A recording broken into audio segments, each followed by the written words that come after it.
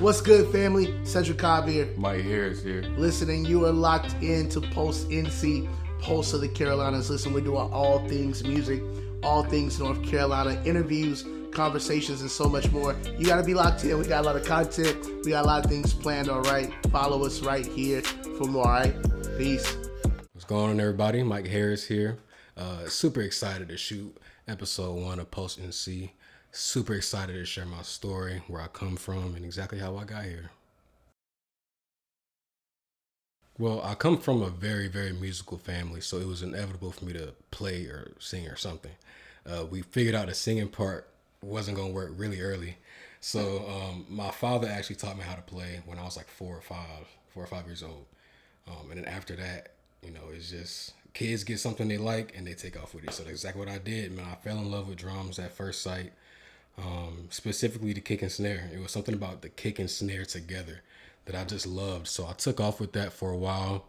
And then my home church, me and my brother started playing there full time around 13 or 14.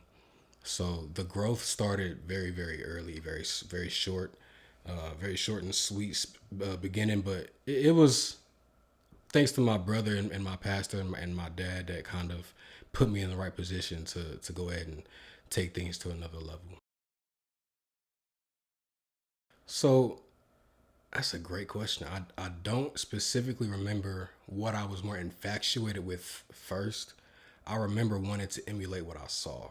So the people that played before me at my home church, watching on YouTube, I just tried to emulate and copy. And that's how I really got started with wanting to learn chops and wanting to learn this and wanting to learn that.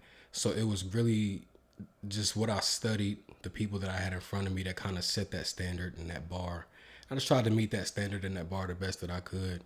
So that kind of turned into learning covers and specific chops and getting into different rhythms. I've never been a technical drummer. I'm not even to this day a technical drummer. I'm very, very thought out, but I'm not technical. I don't think about patterns. I don't think about rudiments. I just play what feels right.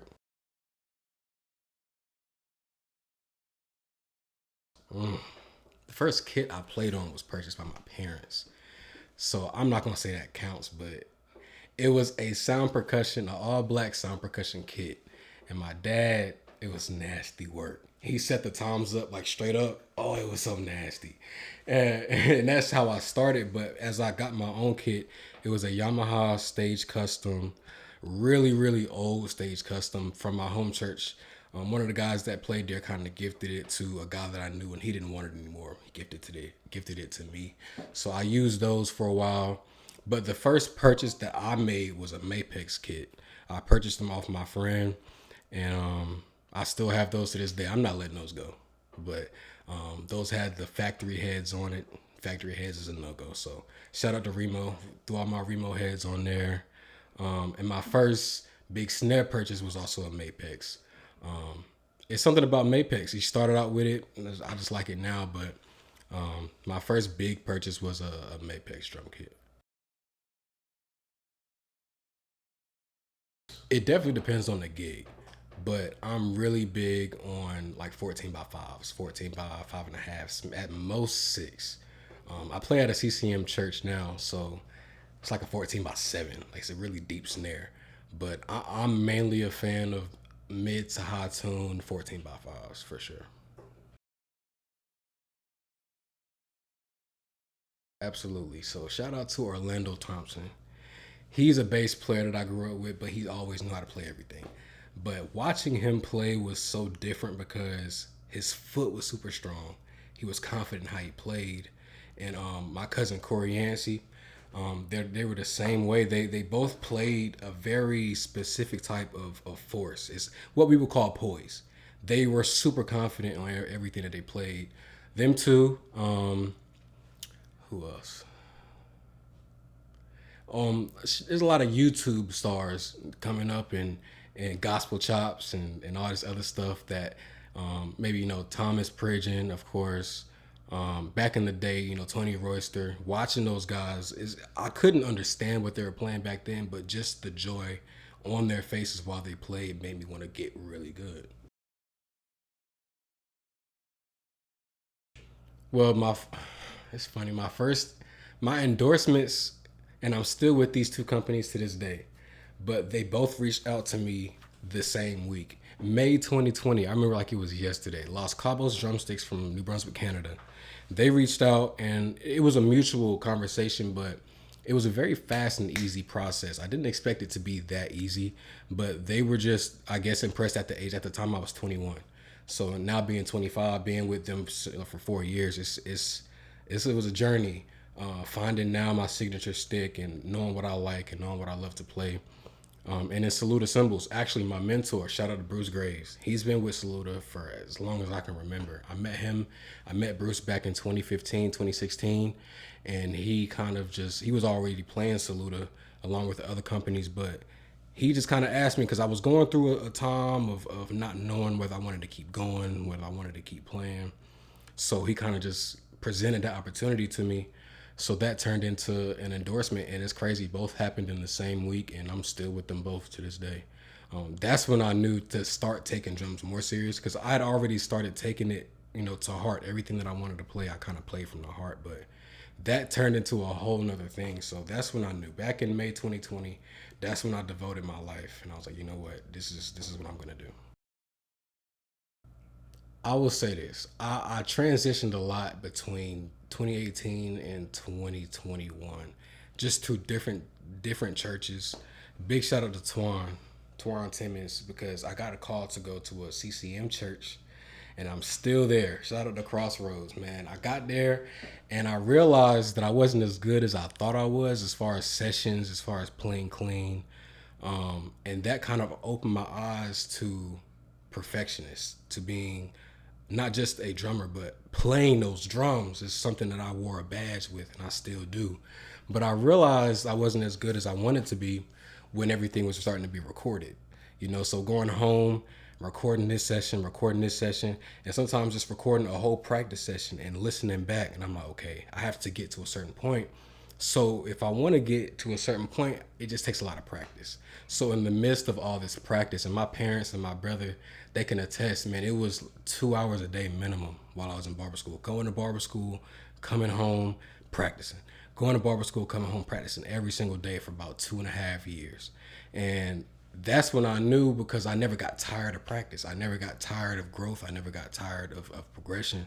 So that's when I realized, like back in 2021 is when I got to Crossroads and I started to play more on a professional level.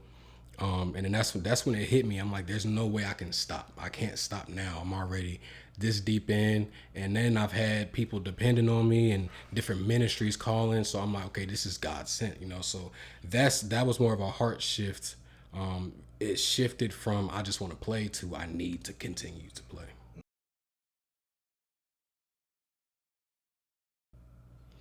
If I had to choose one, I would always choose live events. Um, Adrenaline rushes is a thing. It's like when you start playing, it's like you forget about all that and you just want to play. Studio sessions are cool, but they're just so tedious. They're super tedious. They take a lot longer than I always originally intended that session to go.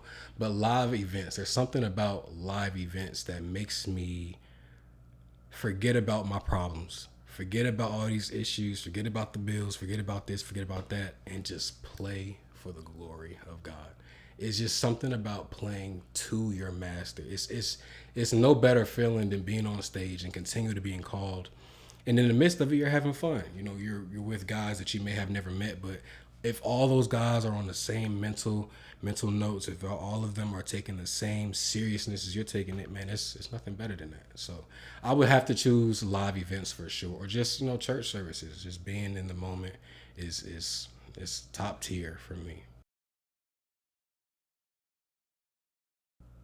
Now that I'm being asked this question, I can't think, but of a few different groups, right? There was, I'll say, as far as church goes, as far as gospel goes, listening to old Marvin Sapp records for me, like, you can tell the chemistry's there, but listening to it, like even to today, listening to old Marvin Sapp records, old Fred Hammond records, you can tell the chemistry is there. So I learn a lot just from going back on Apple Music or YouTube or Spotify and just listening to what they're doing. But today, groups like Ghost Note, Snarky Puppy, there's no way you can tell me they practice all of that. Like, it has to be chemistry. A lot of that is chemistry, just knowing your bandmates, knowing what they're gonna do. But I don't know, like the Ghost Notes of Snarky Puppies and even the smaller local groups, they're all chemistry driven. It's cool to watch it, but you don't have to see it to know what's going on. I'll say first, pray about where you belong. Because if you don't pray about where you belong, you'll never settle anywhere. Um, I think greed kind of took a front seat for me when I was about 2021, just trying to get every gig that I could get. But when you stop and you take a look back and you ask God, where should you be? Where do I need to go? That's the bigger thing. But for two, you have to practice. There's no way around it. If you don't know your instrument, you can't be a professional at it at all. I don't care how far you want to go, what church calls you. If you're not practicing, people will be able to tell. Whether that's your bandmates, your worship leader, the pastor of wherever you're playing, practice is it's a must. There's no way around practice. Like I said earlier, practicing for 2 years for 2-3 hours a day was a passion for me. But if it wasn't for those 2-3 years of me just practicing before I got serious calls, I would have never got those serious calls. So practice as much as you possibly can. Whether you have a kid or not, there's ways you can study. Study as much as you can. The drummers that you like, study them. Even if you're not a drummer, get underneath musicians that are local and around you. Ask them questions. Get around them. Get curious. Get annoying. Be annoying. Be one of those musicians that's always around. Like, you just go to a gig and, oh, you're here. What's going on? And you nepotism develops and people start knowing your face and who you are and your name. So get around people that are already doing what you're doing on a high level. Don't just get around anybody. Make sure they're doing it on a high level or they're genuine about it. Get around them, ask them questions, and just be as curious as possible, for sure. Oh, man. A pet peeve. Drummers playing for other drummers instead of playing for the music. That's my biggest thing. I used to be very guilty of that. That's how I know that. But I'm able to identify that now of drummers that play what just feels good because they want to play what feels good versus playing for the music and for the bigger vision of the project. I've become very musical because of that mindset. I don't play for drummers no more unless it's a shed or something like that. And even then, it's like I don't even shed. I haven't shedded in like a year and some change. It's just not me. But drummers that play for, when I say play for other drummers, it's like you want the oohs and the ahs, and nobody else knows what's going on except other drummers. That is the most annoying thing because then you start making it about yourself. You start making it about you, and people in the crowd notice it whether you think it or not. I mean, it's a very annoying thing for us. And even you go into a high level of playing, it's even more noticeable, for sure. CCM. CCM. Let me explain why. And I I got attacked on Facebook like a year ago when I posted this. I even had to delete it. It was just too much going on. I forgot exactly what I said, but I remember what it was. I said it's easier for gospel musicians to screw up CCM than it is for CCM musicians to screw up gospel over discipline. Discipline, I think discipline is a very underrated value when it comes to musicians. But CCM is such a simple thing, and you can hold it closer to your heart. It doesn't matter what CCM group is singing. You feel CCM. Like you really like the Corey Asbury, the Phil Wickham. Like you feel the drummer, you feel the music. Granted, gospel musicians, it takes more skill. It takes more practice. It takes more of grinding in the back end for you to be able to translate that music. But CCM for me, and I'm not saying this because I'm at a CCM church, but it did help for me to realize discipline and CCM go hand in hand. Like I said, my statement still stands. Gospel musicians will screw up CCM so fast, and it is the most annoying thing ever. I used to be one of those musicians, so I get it. But CCM, man, hands down. Um, outside, I'm gonna say outside of my home church, because my home church, I had a lot of crash and burn moments. It's just learning my instrument, learning how to play in a band. There's convocation, and we have our convocation in Goldsboro at Love Temple. And I remember being like 17, 16, 17, and there was a drum break, but it wasn't a solo, but I made it a solo. It was bad. That was the moment I realized I was like, okay, I can't play for other drummers. Like, even though they're behind me, it's 17 musicians from the crowd to behind us. It was the fact that I made it about myself. And from that moment on, I was like, I'll never take a spot unless I have to. That was my first crash and burn. I want to say I haven't. I'm not gonna say I haven't had that moment yet, to where a big artist has called me. But Brianna Babineau, that was my first bigger gig with my brother and my guy Josh Johnson. Shout out to them two, Josh and Trey. They've seen me from the beginning. Those were really rough days, but we got that call. I was about 18, 17 or 18, and she came to the Durham something, and we played a 15-minute set, and that 15-minute set was all I needed. I'm like, this is a professional artist right here. I can't screw up, and I didn't. And it was one of those moments where I'm like, that's why I think it's important to pray before you play, because you're not playing on your own strength. Anything can happen. So from that moment on, I was like, yeah, okay. If I can play for her, I can play for other people for sure. It's definitely gonna be a Marvin Sapp album. Probably, what's the album with I Belong to You is on there. Glory's on there. I forgot what album that Is that the I Win or Thirsty? It is the I Win album, yes. I Win, yeah. Marvin Sapp's I Win album is going to be on repeat. I don't care if it's a 6-hour drive. It's going on repeat. That is a very loaded question. Um, you have to have one of those who am I moments first. Because if you don't have a who am I moment, like, your faith will always be something in the back end, something like you're not thinking about. But I had that moment so early on that my faith had to develop early. I was like 16, 17. I'm like, this just has to happen. But now it's like my faith, it'll never be where I want it to be. Granted, it's better than it is the year prior. Every year that I play, my faith gets deeper. But being a drummer, I'm firm in, you have a bad drummer, you have a bad band. You have a good drummer, you have a good band. It doesn't matter how you put it. Your drummer makes your entire band.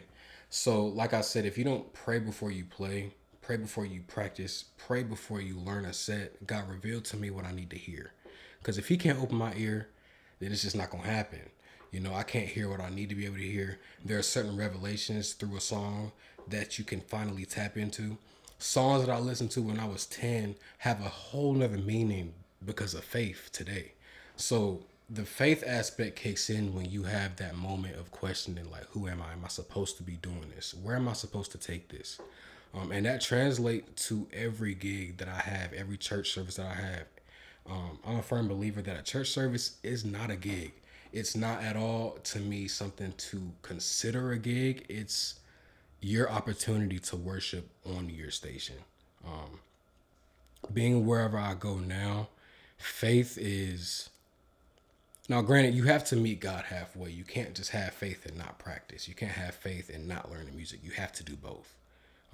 Big gig or small gig, I have the same respect for every ministry. It doesn't matter where I'm called. If you don't have the same respect for the 25 to 75 member church versus the 1,000 member church, you'll never make it to the 10,000 church. So faith just plays a big part, because unless you know you're where you're supposed to be at, unless you know that your skills gonna, and you can have faith in everything, in your bandmates, you can have faith in everything, but if you don't have faith in God, man, you'll crash and burn fast.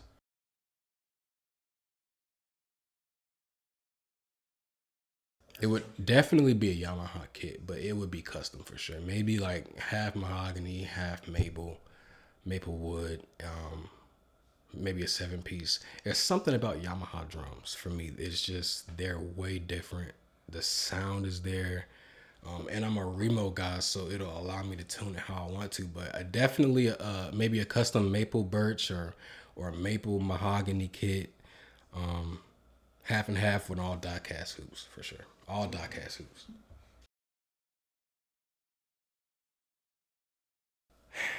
My perception has changed over time because I used to only like 16, 17 inch cymbals, but now I only like 18 through 22s. So now and being with Saluda, it's changed my mind too, because Saluda has a certain sound. Shout out to Jamie Lambert. He makes sure that I'm good. Like, he always answers every question that I have. Any experiment that I want to put through, he always makes sure that I'm good. So out of all of those lines, man, I love anything between a 19 and a 22 the most. But I'm a rod guy. I love being able to crash a rod, ping a rod. Crashes can be forced to be rods, but rods are easier to be crashes for sure.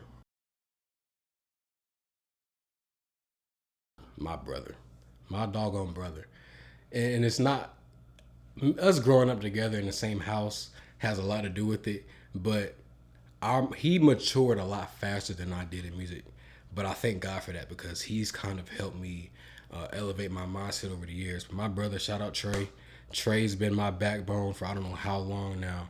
And he's been able to be real with me. Like, bro, this ain't it. Do this, do that.